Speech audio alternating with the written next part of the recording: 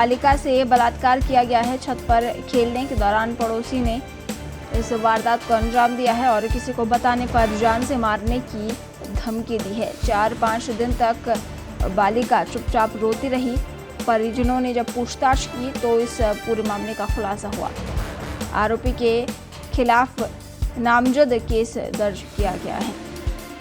और जयंत, राजधानी जयपुर की बात करें या प्रदेश की बात करें, क्या ये कहा जा सकता है कि हमारे यहाँ पर महिलाएं और बच्चियां बिल्कुल भी सेफ नहीं हैं? बिल्कुल, देखिए, ये तय है कि राजस्थान में इस तरीके के केसेस अन्य राज्यों की तुलना में बेहद तेजी से या यूं कहें बहुत ज्यादा सामने आ रहे हैं। अब पिछले 2 दिन पहले ही एक 10 साल की मासूम बच्ची को एक पड़ोसी युवक उसके घर के नजदीकी एक मंदिर में लेके गया, वहां उसके साथ गंदी हरकतें की। उसके बाद अब यह मामला सामने आया है, बच्ची अपने खुद के घर की ही छत पर थी, उसके बावजूद इसके साथ इस तरीके की हरकत की गई। जब माँ ने बच्ची को 4-5 दिन तक बच्ची बेहद डरी सहमी रही, बात बात पर रोती रही। माँ ने जब प्यार से दुलारा जयश्री बच्ची को, तो बच्ची फट पड़ी। अब माँ और परिजनों को जब पता चला तो उनकी स्थिति काटो तो खून जैसी होने लगी। बाद में सांगानेर पुलिस के पास भी लोग पहुंचे हैं कल, और आज बच्ची का मेडिकल मुआयना किया जाना है। बच्ची बहुत ज्यादा डरी सहमी है। पुलिस ने उसके परिजनों को बच्ची की लगातार काउंसलिंग करने के लिए कहा है। तो ये अब घर के बाहर या घर के अंदर सब जगह ये स्थितियां हो रही हैं, छोटे बच्चों के साथ और युवतियों के साथ, अन्य लोगों के साथ।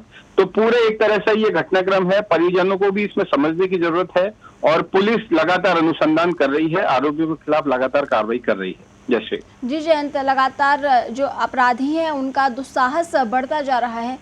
इसका एक कारण ये भी कहा जा सकता है क्योंकि हमारी जो पूरी प्रक्रिया है, न्याय प्रक्रिया, वो काफ़ी धीमी है। सालों लग जाते हैं, केस पूरी तरह से सॉल्व नहीं हो पाता या फिर कोर्ट में काफ़ी समय लगता है, सज़ा नहीं मिल पाती।